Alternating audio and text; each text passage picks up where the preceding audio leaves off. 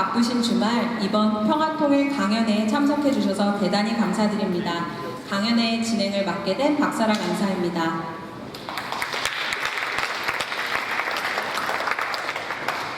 앞서 2분기 정기회의를 통해서 자유민주주의 통일에 대한 도전과 극복 방안에 대해서 나눠보셨는데요. 자문위원으로서 늘 관심을 가져야 하는 북한의 인권 상황과 정부의 통일 정책에 대해 더 심도 있게 알아보는 시간을 갖기 위해 외부분들도 모셨고 또 특별한 강연자를 저희가 모셨습니다.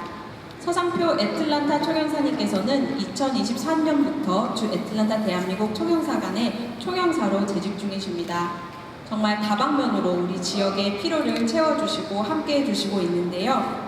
먼저 양력 소개에 앞서 오영록 회장님의 인사 말씀이 있겠습니다.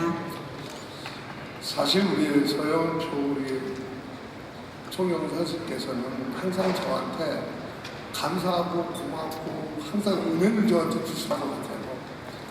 그래서 오늘도 저쪽 옆에서 좀 행사를 치르고 10분 있다가 바로 이리 오셨는데 사실 특별히 제가 부탁을 몇 번 했습니다. 시간을 내주셔가지고 우리 민주평등 자문위원께서 103명이 있는데 이분들을 위해서 한국 정부 정책과 통일의 방안에서 설명 좀 했으면 좋겠다라는 의견을 몇 번 했는데 그때 마침 서울에 가셨어요. 서울에 가서 전화해서 허락을 받고서 지금 우리 박유리 영사님께서 오셨지만은 그분께 너무나 감사를 드리고 오늘 감동의 말씀을 꼭 좀 전해주시고 우리 아틀란타가 평화롭게 잘 좀 진행해도 좋은 말씀 해줬으면 감사하겠습니다. 예, 고맙습니다.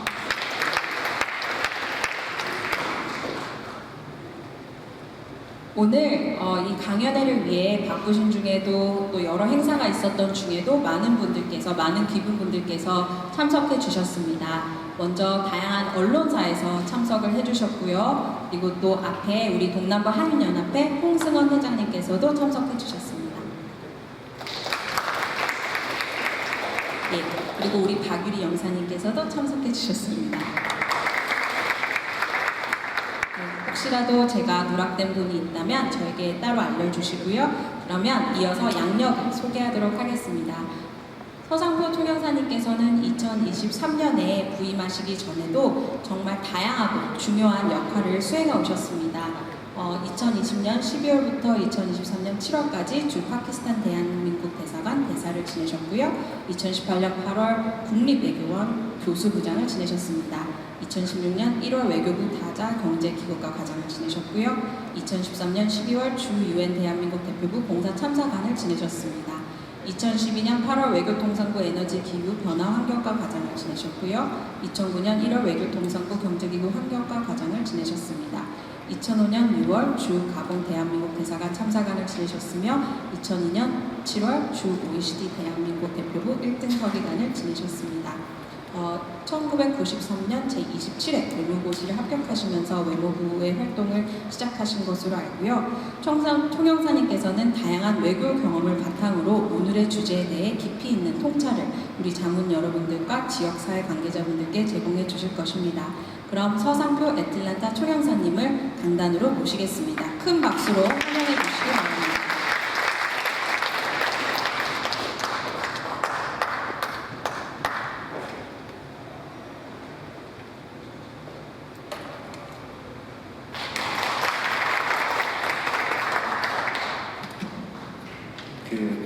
목소리가 잘 안 들릴 거라고 그래서 들고 하라고 그러는데 잘 들리시죠? 그게 북한 우리 박사라 간사께서 제 양력을 소개할 때 중요한 하나를 빼먹었어요. 저도 상당히 이제 제가 외교부 생활을 30몇 년을 하면서 북한 문제는 항상 외교관에서 가장 중요한 문제인데 실제로 제가 북한 내부 사정에 대해서 어느 정도까지 알 수 있을까 하고 공부를 하고 싶어서 북한학 석사를 북한대원에서 했어요. 그게 빠져있거든요. 그래서 나름 북한에 대해서 좀 공부를 좀 많이 했습니다. 많이 했는데 실제로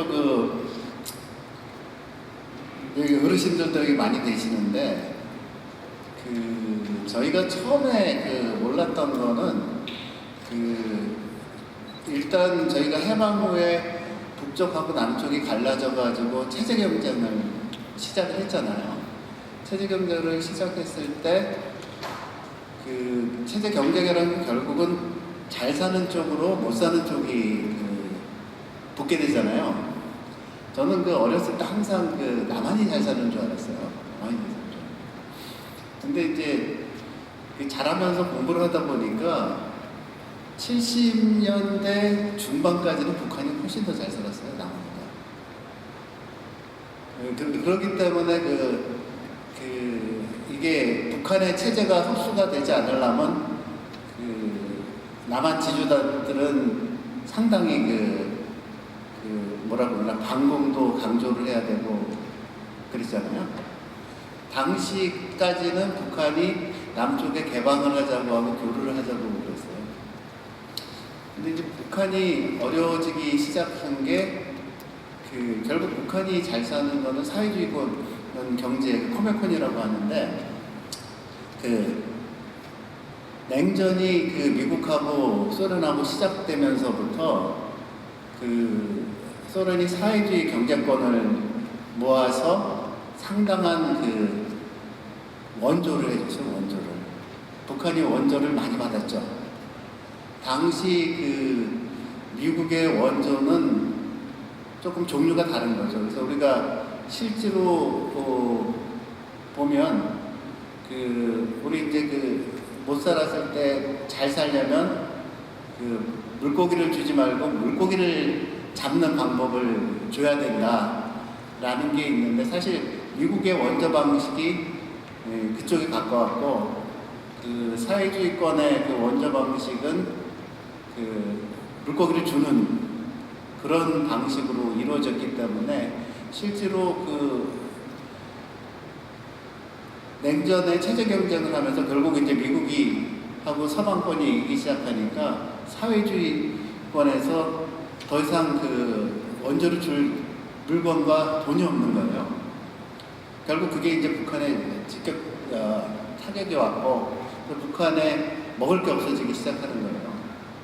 근데 남한은 먹을 게 생기기 시작하고 그래서 우리가 알고 있는 10월 유신이라는 거는 당시에 이제 북한에 넘어가지 않기 위해서 정치인들이, 정치 지도자들이 만든 거였고, 우리가 이제 80년대부터 잘 살게 되니까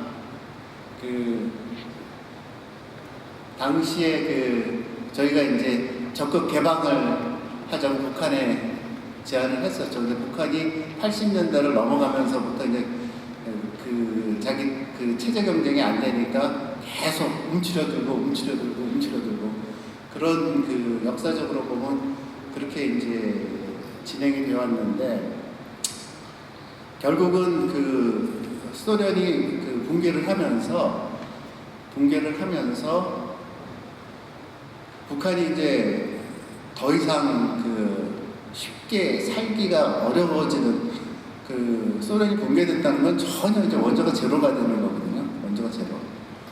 북한이 자급자족도 안 되고 경제가 당시에 물론 유럽하고 무역은 했지만 충분치 않은 2천만에 지금 2,500만으로 우리가 추산하는데 북한 인구를 2천만으로 추산을 할 때 그걸 먹여 살 수 있는 돈을 벌 수가 없는 거예요. 그래서 저 자료를 보다 보면 이제 제가 금방 넘기다 보면 나오는 것도 있는데 북한이 이제 배급제라고 그러죠. 배급제가 김일성 지도자가 있었을 때까지는 100% 다 배급을 했어요. 근데 90년 넘어가면서부터 물건이 없어요. 쌀이 없어. 곡물이 없어. 배급을 못하기 시작한 거죠. 그래서 여기까지는 팩트고 그 다음에 이제 루머가 도는데 그래서 이제 김일성이 자기가 이제 결국 이제 러시아는 소련은 없어졌으니까 서구하고 교류를 해야겠다라는 생각을 여기부터 좀 루머입니다. 이게 나와 있는 증거는 없어요. 루머 끝날 때까지만 말씀드릴게요. 루머인데 지금부터 이제 루머인데 김일성이 먹고 살기를 위해서 서구하고 교류를 해야 되겠다라는 생각을 하고 카터하고도 만나기로 예정됐는데 갑자기 죽어버렸잖아요. 갑자기. 그래서 이제 더 심한 루머는 누가 죽였다는 얘기를 했어요. 북한 내부에서. 더 심한 루머는. 근데 이거는 그 증명이 안 되기 때문에 그래서 결국은 이제 그 90년대를 넘었으면서 북한은 거의 그 살기가 어려워졌고 들어보신 적이 있을 것 같은데 그 고난의 행군기가 있거든요. 그게 이제 그 소련으로부터 아무것도 받지 못하고 먹을 것도 없고 그렇다고 중국이 주지는 않거든요. 중국은 그 같은 사회주의 국가라고 하지만 자기들 인구 10억을 먹여 살릴 돈이 없는 나라예요. 결국 그 북한이 스스로 이제 먹고 살아야 돼요. 그래서 남한에서 상당히 많이 그때 우리 저희가 뭐 그 정주영이 소몰고 갔던 데가 그때인가 싶기도 한데 하여튼 저희가 쌀이라든지 몸을 주로 준 데는 남한밖에 없어요. 당시에 남한밖에 없었고 그럼에도 불구하고 그 먹을 게 없어가지고 그 고난의 행군기에 아사자가 100만에서 200만이 발생. 그게 90년대 중반이거든요. 근데 추산이 안 돼요. 그러면 여기부터는 또 이제 아까 그 김일성 얘기가 이제 루머고 여기서부터는 제가 이제 들은 얘기인데 또 확인 안 되고 들은 얘기인데 고난의 행군기 때 그 상당히 많을 거예요. 그 북한에서 탈북자들한테 들은 얘기이기 때문에 맞을 텐데 이제 그 김일성 당시까지는 그 배급이 되다가 김정은 때부터 안 되기 시작하는 거예요. 결국 김정은 때 평양 이외에는 안 하겠다. 평양 플러스 그 군인 그리고 공무원. 근데 공무원조차도 이제 배급이 안 되다 보니까 그 당시에 이제 탈북자 한 분인데 그 우리 같으면 학교 선생님 되는 그 사범대 아주 유명한 사범대 다니시던 분이었는데 거기도 이제 사범대 학생들한테 먹을 걸 다 주잖아요. 자꾸만 없어서 진짜 콩 몇 조가리가 나오기까지 했다고 그러더라고요. 먹을 게 하나도 없어갖고 그 고난의 행군기간에. 근데 그러면 그때 그 100만 명, 200만 명이 죽은 사람이 누구냐? 그 공무원들이라는 공무원들. 그 공무원들은 항상 배급을 받고 살다가 배급을 갑자기 안 해주니까 먹고 살 방법이 없는 거예요. 원래부터 배급을 잘 못 받던 그 노동자들은 뭐 장마당이다, 뭐 중국에 왔다 갔다 하면서 어떻게든 실제로 고난의 행군기간에 북한 사람 중에서 돈 번 사람이 있다는 거예요. 근데 이제 그 당시에 죽었던 사람들이 교사, 이게 들은 얘기니까 여기도 들은 얘기인데 교사하고 공무원들이 대부분 어떻게 먹고 살아야 돼. 실제로 그렇게 이제 어려운 시기를 겪으면서 북한이 2000년대 아시죠? 김대중 대통령 때 또 지원도 많이 해주고 그리고 당시에 이제 뿐만 아니라 유엔에서 제가 유엔에 있을 때도 계속 북한이 가장 큰 지원의 대상 중에 하나였어요. 아사자들이 많고 그래가지고 그런 기간을 거쳐가면서 그 결국은 이제 그 배급제라는 게 여기 보면 배급제 나오는데 배급제는 그 90년대 초에 완전히 다 붕괴가 됐고 다 이제 각자 도생을 하는데 그 결국 계속 배급제가 축소 돼가지고 지금 거의 안 남았다고 하더라고요. 배급제라는 게 의미도 없고 지금 그래서 보면 여기 보면 뭐 그 자료 보면 조금씩 나오는데 그 뭐 장사하는 사람은 늘었다는데 실제 배급을 안 해주니까 먹고 살 수밖에 없는 그런 상황이고 그래서 김정은 그이 죽었을 때 그때도 좀 이제 루머가 있는데 거기는 이제 더 이상 할 필요는 없고요. 하여튼 김정일이 죽었을 때 그 루머도 좀 있는데 그 김정은이 들어와서 이제 처음에 그 경제 정책을 해서 장마당이라든지 일단 그 공동 생산을 북한은 기본적으로 하게 돼 있어가지고 공동 생산을 하게 되면 이제 그 원래는 100% 정부에 가져가고 그다음에 나눠줘야 되는데 그걸 부분을 많이 잘라서 어느 정도까지만 하면 개인이 가져가서 팔고 하게끔 해가지고 사실 김정은 초기에 경기가 상당히 경제가 좋아졌어요. 김정은 초기에 그게 2012년부터 한 2015년, 16년 넘어가면서 좋아지다가 그러다 보니까 무슨 일이 발생하겠어요, 북한에. 북한 체제에 대해서 이상하게 생각하는 사람도 많다. 그러니까 다시 정책을 돌려버리는 거죠. 체제 유지가 안 되니까. 그래서 북한이 그런 개방 정책을 중단을 하고 다시 백업을 하다가 코로나까지 맞아가지고 지금 거의 어떻게 보면 이제 생존하기 쉽지 않은. 그래서 북한이 아사자가 많았을 때 고난의 행군기를 빼놓고 북한이 심각한 기근이 있었을 때가 제가 유엔에 있을 때 2015년, 6년 이렇게 넘어가면서 기근이 많았었는데 최근에 되게 심했다고 하더라고요. 최근에 심했는데 그래서 그거를 어떻게 좀 넘어갔는지 하여튼 중국은 절대로 북한하고 비즈니스를 안 해요. 북한에 비즈니스를 해봤자 리턴이 안 되거든요. 계약도 안 지키기 때문에. 근데 중국이 북한에 유일하게 하는 게 원전을 좀 주기 때문에 그래서 중국의 도움으로 아마 살아났을 가능성이 많다는 게 이제 일반적인 건데 실제로 북한의 이제 동포들은 상당히 지금 어려운 상황에 있고 그래서 인권이라는 게 이제 주제로 들어가면 인권이라는 게 결국은 상당 부분이 먹고 사는 거하고 관계된 거거든요. 그리고 체제와 먹고 사는 게 결국 또 체제인데 지금 북한이 지금 남북 관계가 작년 말이었죠. 원래는 이제 우리도 북한을 동족으로 하고 있는데 북한이 그렇게 안 하고 적대적 부관계라고 한 이유는 뭐 저희가 이제 보기에는 기본적으로 이제 남쪽 정부하고 해서 좋을 게 없다는 거죠. 쉽게 얘기해서 개성공단을 저희가 이제 오픈을 했을 때 개성공단이 북한한테는 달러가 들어가는 창구가 됐지만 실제로 개성공단 때문에 북한의 개성이 상당히 남한 사상이 많이 들어갔거든요. 그래서 실제로 박근혜 정부 때 그걸 폐쇄를 했을 때 누가 더 실이냐라고 했을 때 보면 실제로 거기서 가장 이제 문제가 됐던 게 달러가 결국은 핵무기 개발하는 데 쓰는 거거든요. 상당 부분이. 그래서 폐쇄를 했는데 그러다 보니까 북한은 계속 더 이제 고립이 되는 상황이 있어서 그래서 이렇게 결론적으로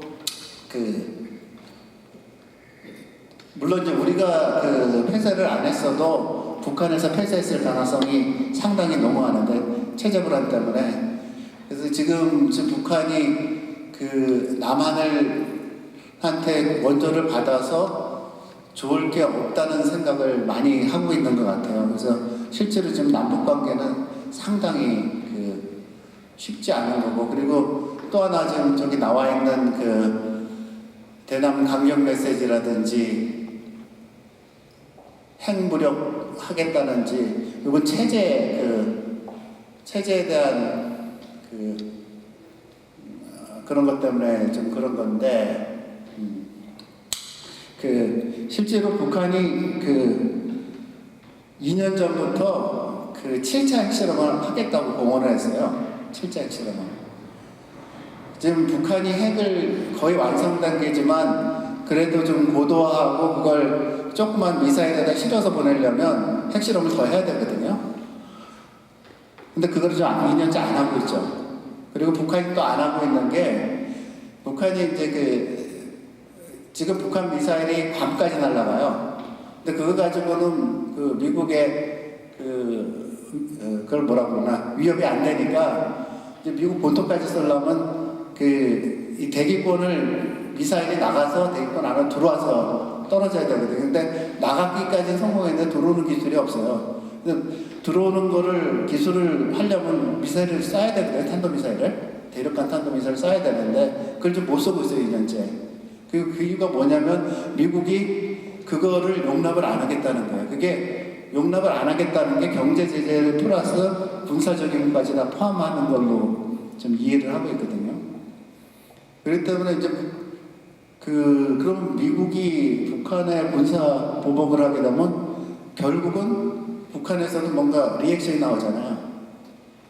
그래서 이제 루머가, 저도 깜짝 놀랐는데 루머가 막 퍼지는데 북한이 남한에 핵을 쏠 거다라는 좀 루머가 퍼지는데, 그 이제 결국은 군사 공격을 받았을 때 어떤 조치도 하겠다는 거고, 아까 보셨던 그런 핵 사용도 자기들이 배제하지 않겠다. 이제 그런 거는 일단 이제 서로 간에 위협을 하는 그런 상황이고, 그래서 실제로 지금 여기까지 말씀드린 거를 정리를 해드리면, 북한이 계속 지금 어려운 상황에 있고, 북한도 좀 중국이라든지 베트남이라든지 같은 사회주의권 국가하고 똑같은 성장을 하려면 대외 개방을 해야 되는데, 그게 상당히 어려운 상황이고, 지금 북한의 지도층들의 의지도 좀 많이 떨어져 있는 상황인데, 지금 미국 대선하고 연결해서 이렇게 보면 트럼프에 대해서 어떻게 생각하는가, 트럼프가 재집권을 하면 북한에서 원하는 그런 정책 목표를 얻을 수 있는가라는 그런 질문을 했을 때 북한도 아직도 모르겠다는 거고, 그래서 지금 간보는 상태라는 거고, 그래서 실제로 북한이 상당히 어려지다 보니까 이제 이런 인권 문제가 많이 발생을 하는데요. 요거는 이제 우리 통일부에서 이번에 만들어서 돌린 자료인데, 사실 이렇게 북한의 이 보고서라는 거를 만들기 힘든 게, 저도 이제 북한 공부를 하면서 북한에 있는 내부 서베이가 안 돼요. 결국 탈북자들 상대로 하는 거거든요. 탈북자를. 이번에 통일부에서 나온 것도 탈북자를 서베이에서 나온 거더라고요. 탈북자들은 아시겠지만 북한 사회에서는 재밌는 게 하나 있는데, 탈북자들 보고 북한 사람 보고 범법자라고 그러잖아요. 맞아요. 왜? 거기 장사하지 말라고 그러는데 장사하는 사람이거든. 자기 먹고 살기 장사해야 되니까. 실제로 그래서 북한 사회의 체제에 대해 동의를 하지 않은 사람들이 탈북을 한 사람들이기 때문에, 실제로 여기 나와 있는 그리고 보시면 알겠지만 평양은 2.7%밖에 안 되잖아요. 평양 잘 살거든. 평양은 배국자가 100% 좀 돌아가고 있고, 결국 접경 지역에 간 사람들은 먹을 게 없어서 중국하고 교류를 하고 장사를 하는 사람이에요. 그런 사람들의 대부분을 데리고 지금 그걸 서베이를 하고 조사를 한 거기 때문에, 사실상 북한의 내부에서 느끼는 거하고 조금 다를 수는 있어요. 이게. 그리고 보시면 또 재밌는 게 여자하고 남자가, 근데 여자가 압도적으로 많죠. 중국에 넘어가면 남자가 넘어가 할 게 없어요. 여자가 가야지 할 게가 많아. 잡일도 할 수 있고, 여자는. 그러다 보니까 탈북자들의 대부분이 여성이에요. 이제 이런 데서 다 인권이 이제 시작이 되는데, 중국의 남자가 넘어가봤자 할 게 없어요.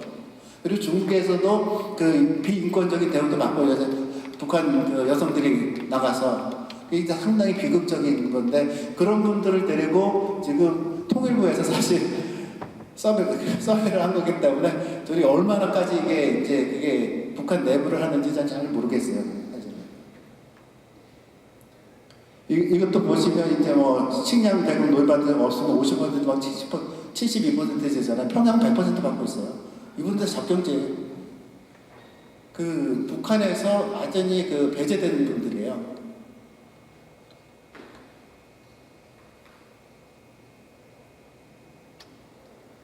그리고 이제 공무원 생산 배급 비율도 이제 배급 받는 분들하고 배급 안 받는 분들이 상당히 많은 분들이 있기 때문에, 저렇게 이제 저런 분들하고 하면 그렇게 되고, 이게 화폐가 이게 상당히 이제 문제인데, 잠깐만. 화폐가 어디까지 나오나? 2개가 나오는구나. 이 화폐가 북한 사회에서 가장 힘들었던 건데 김정은이 처음 들어와가지고 장마당을 하고 하다 보니까 그걸 활성화시키다 보니까 거기서 또 비즈니스가 생긴 거예요, 내부에. 그러다 보니까 돈 많은 사람이 생기는데 처음에는 자 2011년 이전에는 북한으로 원화로 많이 장마당이 돌아갔어요. 그 북한 돈이 가치가 있었거든요. 근데 갑자기 2021년 이후에 거의 북한 돈을 안 써요. 저기 그 북한 돈이 뭐 30%고 달러가 저렇게 된다.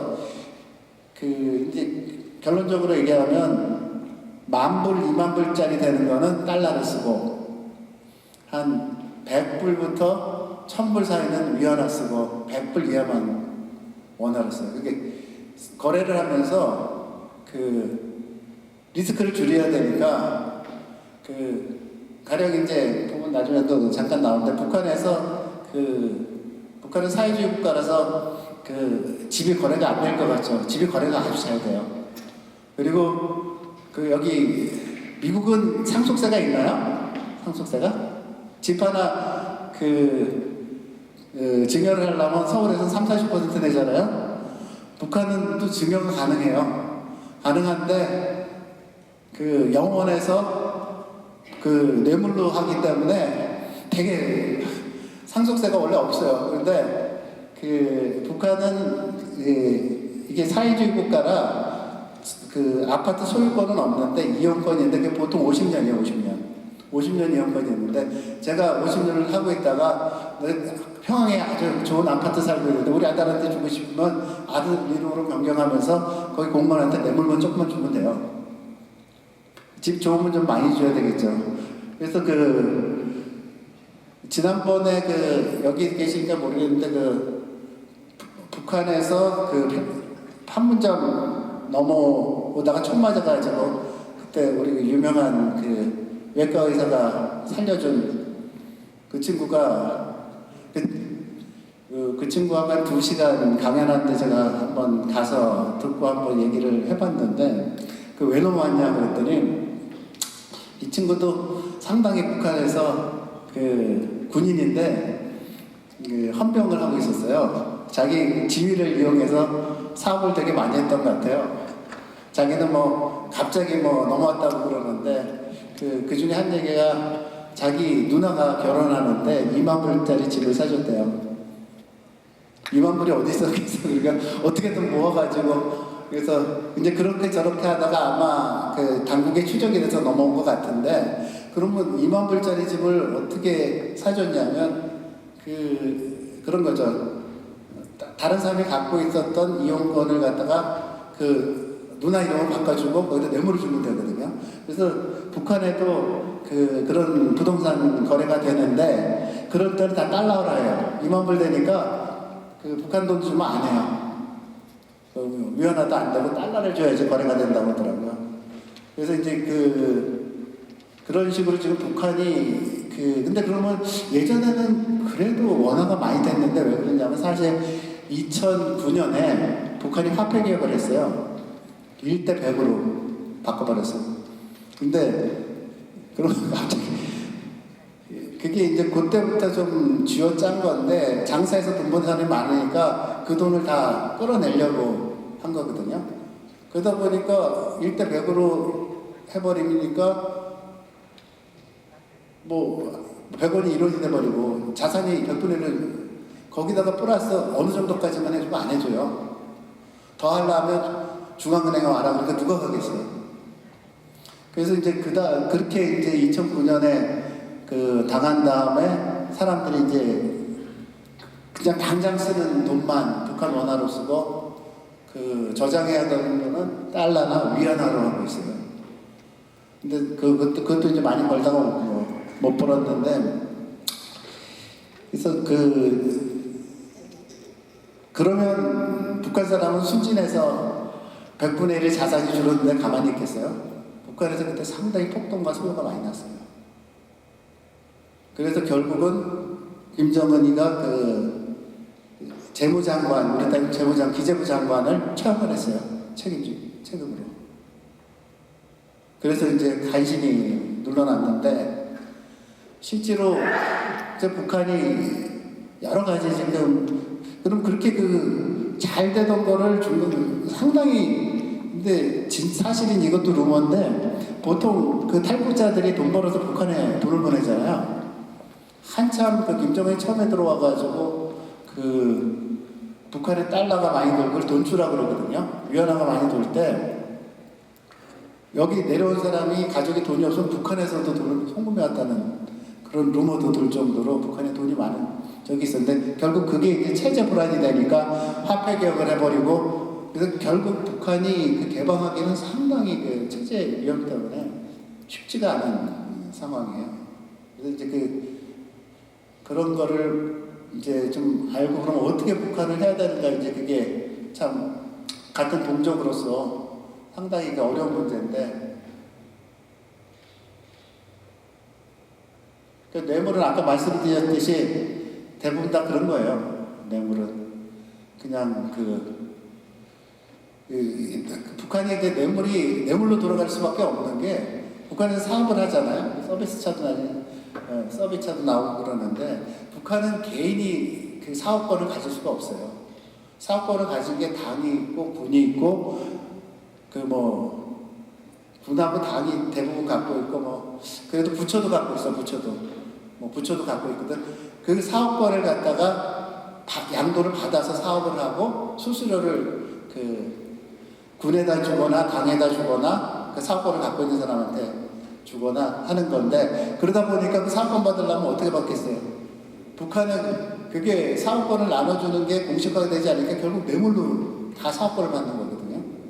그래서 북한이 그 뇌물이 성행할 수밖에 없는 게 집을 아들한테 줄 때도 뇌물 줘야 되고 사업권을 받을 때도 해야 되고 그러니까 결국은 사회가 그 뇌물이 있어야지 돌아가는 사회가 돼버리다 보니까 그래서 이런 질문 이런 것도 사실 그런 게 이 사람들은 보면 아마 처벌 완화가 제일 많잖아요. 왜? 이 사람들은 거기 북한의 문제아들이거든. 그 처벌 완화가 제일 많잖아요. 그래. 근데 실제로는 그런 거보다는 제가 보면 그 장사 허가가 제일 많을 거예요. 저 밑에 있는 게. 장사 허가를 받는 게 다 뇌물이거든요. 그럼 사업권이 없어요. 북한에 가장 재밌었던 게 북한에 폐광이 많아요. 폐광이. 멀쩡한데 폐광을 시켜요. 그걸 파가지고 중국에 팔아요.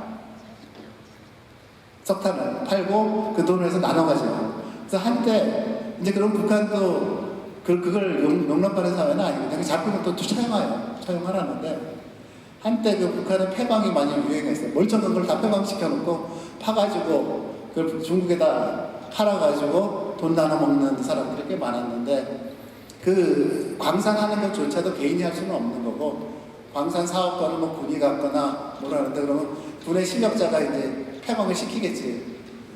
그러면 이제 들어가갖고 다 파가지고 이제 저런 사람들이 저기 중국에 실어 날르고 그래서 잡히면 이제 군 실력자들 잡히면 처형당하고 그러는데 사회가 정상적으로 돌아가지 않다 보니까 모든 게 하는 게 상당히 좀 쉽지는 않아요. 북한에서. 그래서 빈부격차도 심해지는 게 북한도 이제 그래서 결국은 잘 사는 사람이 장사하는 사람 그리고 장사하는 사람한테 돈 받는 사람 두 부류가 북한에서는 잘 사는 사람이고 이 인권이라는 게 다 이런 데서 지금 자꾸만 나오고 근데 이거는 저보다 많이 여기 아실 것 같은데 저 깜짝 놀랐으면 좀 안 되는데 미국 시민권을 가진 분들이 북한에 6개월씩 들어갔다 나오고 옛날에 많이 그랬다고 하더라고요. 저는 그걸 저 이제 가봉에 있을 때 그 옆에 카메룬에 그 장로님 한 분이 계셨는데 아들을 그 미국에 공부를 시켰어요. 아들을 공부시켰는데 어느 날 갑자기 저한테 그동안 얘기를 못했는데 자기 아들이 6개월 동안 그 북한에 들어갔다 나왔다고 그러더라고요. 그래서 6개월 내내 기도를 하고 있더라는데 그래서 아들이 북한에 왜 들어가요? 미국 시민권자들은 북한에서 잘 받았다 나왔다고 하더라고요. 그 자제분 중에 갔다 오신 분들이 있는지 모르겠지만 왜 갔다 왔냐 그랬더니 선교 목적으로 들어간다고 하더라고요. 근데 그런 그렇게 들어가는 게 어디 있었는지는 얘기는 안 하는데 제가 다른 걸 하나 이제 제가 이제 일을 하다 보면 북한 사람들도 간단히 만나거든요. 북한은 이제 국제회의에 나오면 사실 우리 통일부에서 돈을 좀 대주는 사업들이 많아요. 북한은 출장비가 없기 때문에 통일부에서 돈을 대주는데 호텔에서 앉아요. 그래서 현금으로 주거든요. 그 사람들은 달러 받아가는 게 나니까 어디서 자는지 모르는데 통일부에서 한 사람이 항상 쫓아나와가지고 거기다 그 호텔하고 일부를 줘요. 일부를 주는데 그냥 일찍 규정에 따라 주는 거지 호텔 그런 건 아니고. 근데 그때 이제 보면 당에서 꼭 한 사람이 따로 나와요. 왜? 감시를 해야 되니까 북한은. 근데 북한도 그 사람 사는 데라 그 당에서 나오는 걸 간간히 비켜줘요. 대화가 안 되니까 비켜주거든. 그래서 거기 수석대표하고 제가 또 수석대표 들어갔는데 재밌는 얘기를 들었는데 자기 집에 미국에 하나 와 있다고 그러더라고요. 영어, 그리고 왜 우리한테는 영어 가르친다고. 북한도 영어를 잘해야지 출세를 하거든. 그래서 저 이것도 이제 추측, 요거 추측이 있다. 미국에서 6개월 들어가서 있던 애들이 그런 고위 관료 집에 가서 애들 영어 가르치나라고 생각을 하는데, 그래서 뭐 저보다 실제로 아시는 분인데 얘기도 못 하시는 분이 있을 때, 저는 그냥 제가 들은 경험만 갖고 그분 얘기한 건데, 그래서 여기 보면 영어 외국어가 있잖아요. 이런 그 교육들이 북한에도 상당히 신경을 많이 쓰는 것 같아요. 아까 이제 제가 말씀드렸듯이 그 경제는 얘기를 했는데 기본적으로 북한은 다 국영 경제예요. 사업권을 다 그 당, 정부, 군이 갖고 있기 때문에 다른 사람도 사업을 할 수가 없어요. 다 사업을 할 수가 없고 그걸 이제 불법으로 뇌물을 받아서 받아서 하는 거기 때문에. 그래서 저기서 얘기하는 사경제 활동이라는 거는 그거 말고 진짜 저게 저렇게 많은 게 아까 다 적경 지역에 계신 분들이 했잖아요. 그냥 예전에는 그랬다고 하더라고요. 코로나 전에는 북한에 압록강이 있고 두만강이 있잖아요. 압록강에 걸어서 넘어갈 수 있는 데가 있어요. 주로 글로 가거든요. 걸어서 넘어갈 수가 있는. 거기에 가장 많이 글로 넘어갔다고 그러는데 나갈 때는 이제 뇌물을 안 주는데 거기 군인들한테 들어올 때 좀 주고 들어온다고 그러더라고요. 그래서 아주 활발하게 트럭도 왔다 갔다 했다고 하더라고요. 중국에. 근데 코로나 이후에 거기 넘어갔다 오면 이제 코로나가 심각하니까 다 사살하라고 그래가지고 그 이후에 완전히 막혔는데 지금 다시 풀렸다는 얘기도 좀 듣기는 저 최근에 모르는데 그래서 저기 사병자라는 활동하시는 분이 다 좀 국경 지역에 있는 분들 아니에요. 그거 이제 왔다 갔다 하시면서 물건 받아다가 장에다 팔고 그렇게 하시는 거고 아마 장마당 같은 경우에도 이제 당국에서 관할을 하기 때문에 뇌물을 주면서 아마 장사를 하고 있을 텐데 실제로 그래서 사병제 활동이라는 거는 북한에서 인정된 게 하나도 없어요. 인정된 게 하나도 없고 국경하고 사병제 활동 저기 섞여 있는 게 그게 이제 정확하게 제가 데피니션을 안 봤는데 아마 나라 거를 받아다 불안해서 하던 사람인 것 같은데 실제로 그래서 북한에도 이제 사병제 활동이 없을 수가 없거든요. 그러면 구경해가지고는 뭐 당장 쌀이 없는데 중국에서 갖고 들어와야 되거든. 그걸 다 이제 그런 식으로 해서 하는 거고. 이게 장사에 대한 인식이 이렇게 많은 게 다 장사하시는 분들이 설문조사에서. 근데 실제로 북한에서 이렇지는 않은데 지금 탈북자분들 대부분 다 장사하시는 분이라서. 약품도 뭐 예전에 한참 많을 때 비쌌는데 지금 어렵다고 그러고요. 전력은 항상 지금 우리도 마찬가지인데 조제주도 마찬가지잖아요. 전력이 마찬가지인데 석탄 가솔린으로 태우지 않으면 전력이 모자라요. 조제주도 지금 그래서 최근에 데이터 센터 많이 늘어가지고 주정부에서 가스 걸고 있는데 화력 발전 몇 개 허가를 해줬다고 하더라고요. 모자라가지고. 화력으로 알고 있는데 가스는 그나마 좀 나니까. 근데 북한은 일단 석유가 없어요. 석유가. 한때 제가 말씀드렸던 그 세월 좋을 때는 석유도 많이 들었어요.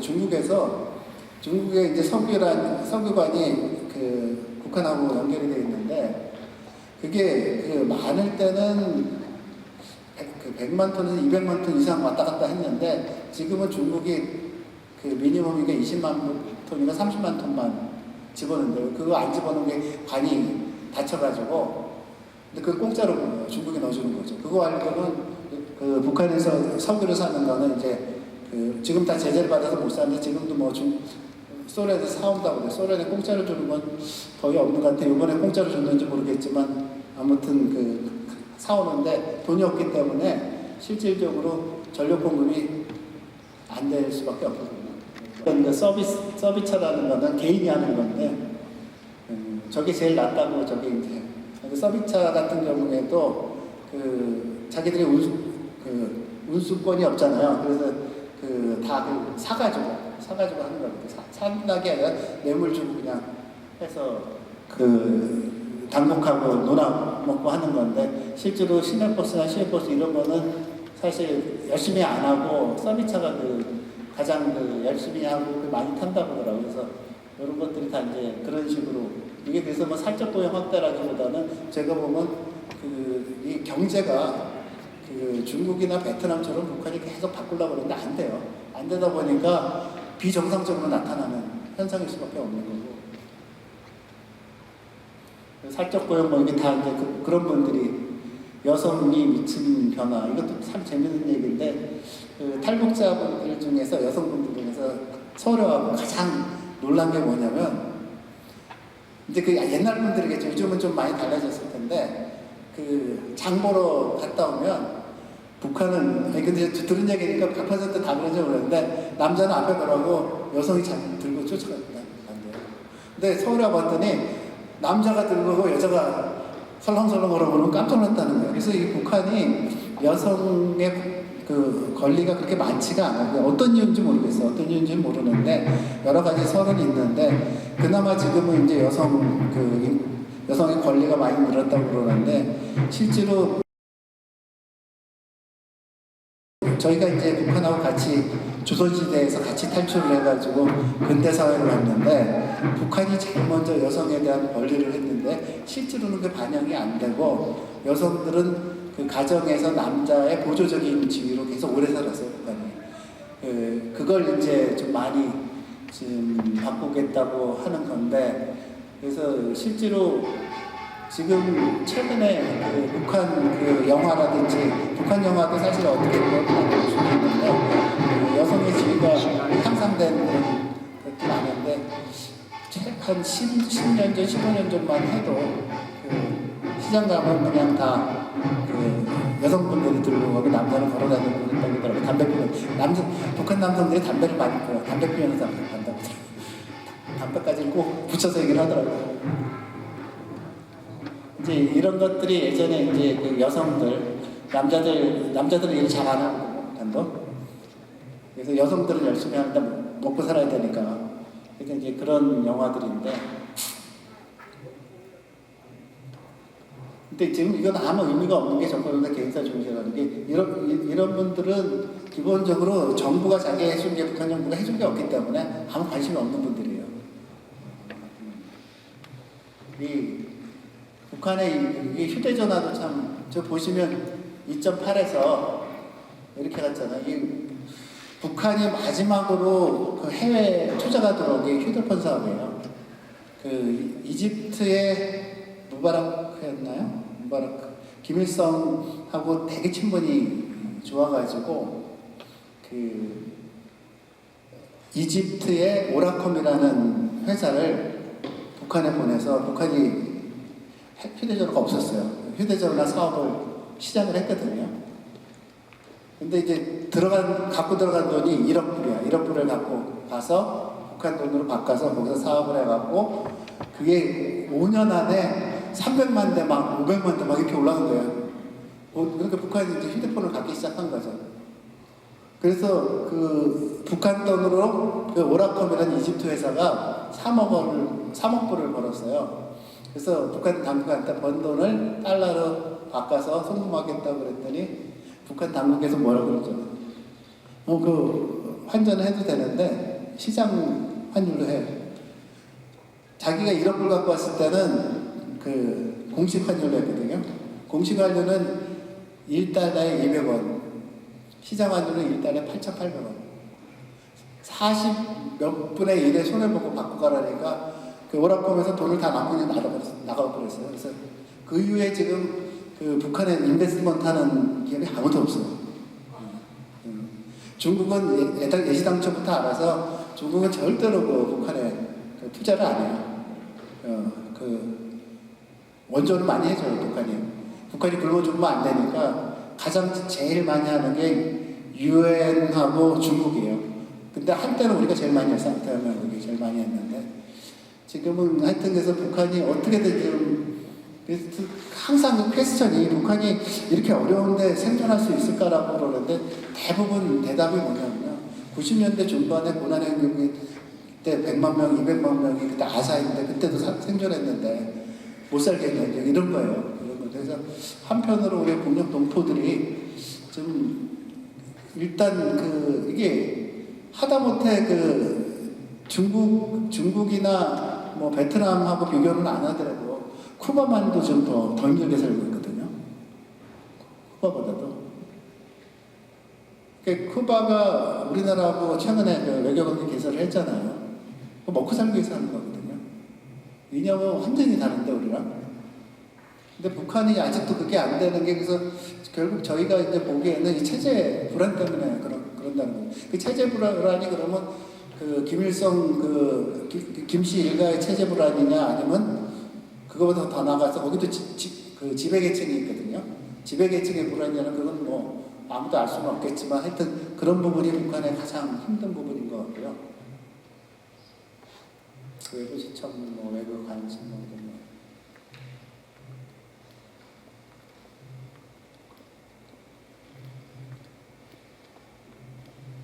이게 됐다 안 됐다 보면 뭐 리더십 부정적 평가 이거 뭐 다 나오신 분들이니까 다 부정적인 분들이고 하여튼 북한이 핵 개발하는 가장 이유 중에 하나가 그래서 북한이 핵을 포기를 못하는 게 핵을 포기를 하면 그 체제가 붕괴된다는 생각을 하기 때문에 그래서 체제가 붕괴되지 않을 정도로 경제가 올라가야 되는데 그게 안 되기 때문에 핵은 결코 포기하지 않아요.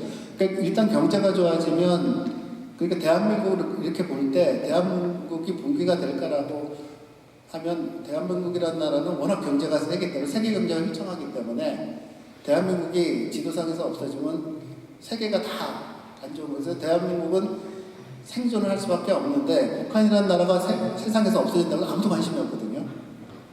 그렇기 때문에 생존하려면 핵이 필요하다는 거예요. 그래서 핵 개발을 포기를 할 수가 있냐라는 거는 상당히 퀘스천이에요.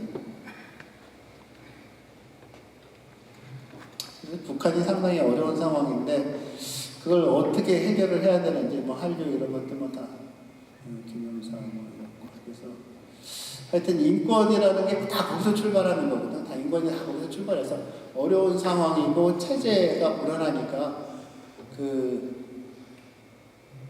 개인적으로 사적으로 돈을 벌려는 사람들이 그 뭐라 그러나 인권이 침해가 되는 거고 그리고 체제를 불안하게 하는 사람이 또 인권이 침해되는 거고 그래서 이런 문제들을 결국 궁극적으로 해가면 북한을 잘 살게 해야 되는데 그래서 사실 우리도 많은 정보가 있었잖아요. 북한 잘 살게 해준다고 해도 북한에서 체제 불안이 있으면 이게 더 이상 진전이 안 되는 거예요. 진전이.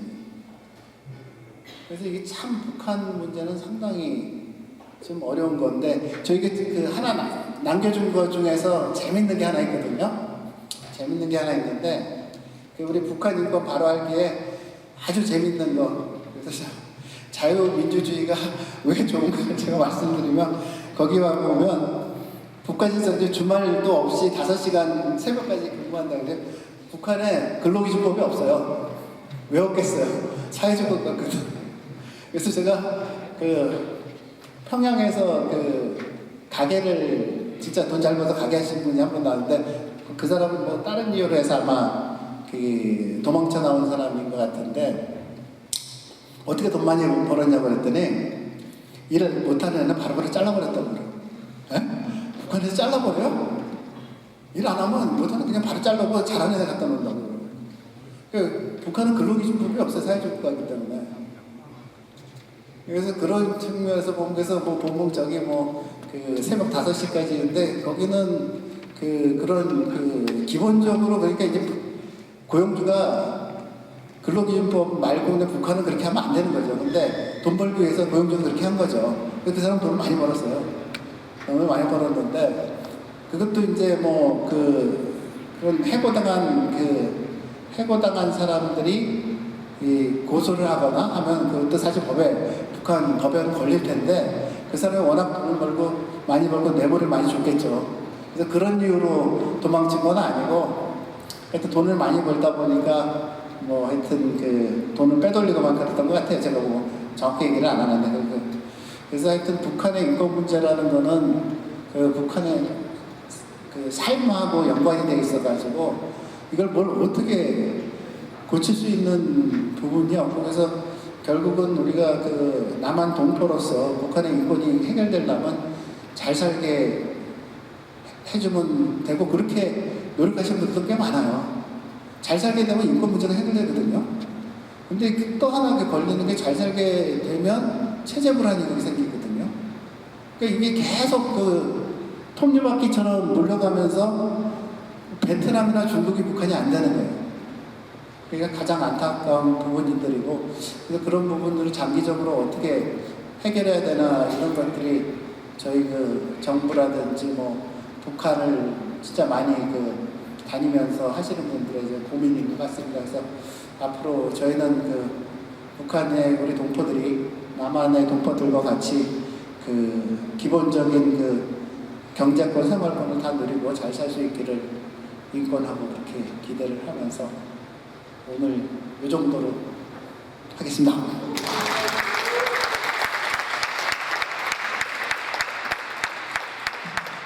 을 나눠주셨는데요. 그 어느 때보다 과외 선생님께 공부하는 것처럼 모든 내용들이 쏙쏙 들어왔습니다. 정말 많은 실질적인 내용들을 정말 실질적인 데이터와 함께 어떤 것이 팩트이며 어떤 것이 설이며 어떤 것이 그렇게 들었다고까지 짚어주시는 부분에서 정말 많이 배웠고요. 또 요즘같이 어떤 이야기들이 상반되는 상황에서 이렇게 많이 공부할 수 있도록 도움 주신 우리 총영사님께 큰 박수 다시 한번 부탁드립니다. 예, 그리고 잠깐 특별 순서를 갖도록 하겠습니다.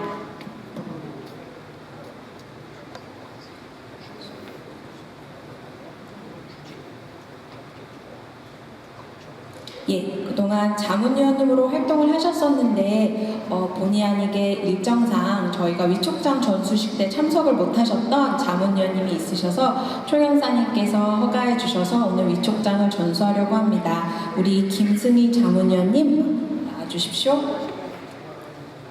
예, 위촉장 김승희 민주평화통일자문회의 자문위원회 위촉함 2023년 9월 1일 대통령 윤석열 큰 박수로 함께 해주십시오. 예, 그리고 가운데서 회장님과 총영사님과 함께 사진 찍어주시기 바랍니다. 예, 감사합니다. 다시 한번 우리 총영사님께 큰 박수 부탁드립니다.